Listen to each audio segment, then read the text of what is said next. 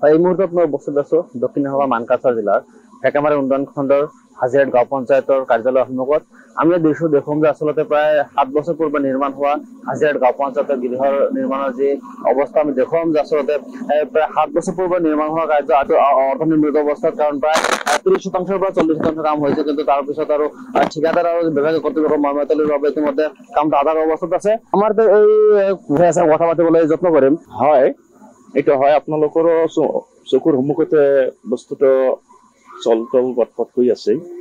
এটা যোৱা 17-18 ফাইনেন্সিয়েল ইয়াৰৰ কাম। এতিয়ালৈকে আমি সেই কণ্ট্ৰেক্টৰজনক ভালকৈ দেখাই পোৱা নাই। আমি আজিলৈকে যদিও ফোন কৰোঁ তেওঁলোককতো ফোনো নুঠায়, লগ নাপাওঁ।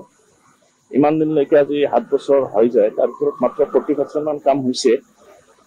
কিন্তু এতিয়া আমি বিশেষ নকওঁ, চৰকাৰ আৰু বিভাগীয় কৰ্তৃপক্ষক বিশেষভাৱে অনুৰোধ জনাওঁ বাকী কামটো যেন সম্পূৰ্ণ হৈ আমাৰ পঞ্চায়তৰ কৰ্মচাৰীসকলক কাম কাজ কৰাৰ সুবিধা কৰি দিয়ে। এটা কথা উল্লেখ কৰিলে যে প্ৰায় 7 বছৰ পূৰ্বে যে গৃহ নিৰ্মাণ আৰম্ভ হৈছিল কিন্তু আজি সম্পূৰ্ণ হোৱা নাই কাৰণ যে বিভাগীয় কৰ্তৃপক্ষ আৰু যে ঠিকাদাৰ আচলতে মৰমতেলি এনেকুৱা ধৰণৰ যে অভিযোগ উত্থাপন হৈছে। আমাৰ এটা স্থানীয় যুৱক আছে, কথা পাতিম। হয়, আজি এই কামটো একচুৱেলি আমাৰ 6-7 বছৰ আগতে আৰম্ভ হৈছিলে।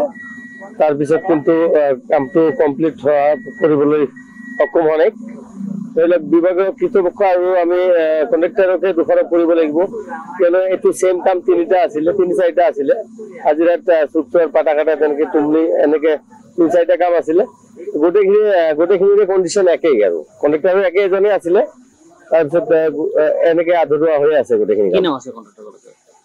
কণ্ট্ৰেক্টৰৰ নাম আব্দুল সালেহ আহমেদ। তেখেতক আমি এতিয়ালৈকে দেখা নাই। সম্পূৰ্ণ নকৰাৰ কাৰণ কি হ'ব পাৰে?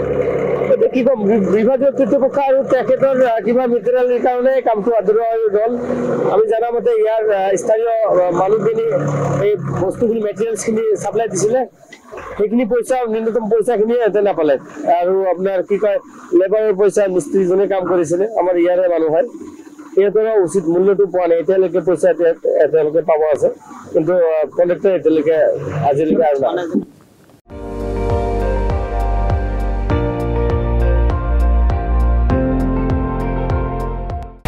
আপুনি চাই আছে ND24, সৰ্বশ্ৰেষ্ঠ নহয় সৰ্বোত্তমৰ দৌৰত।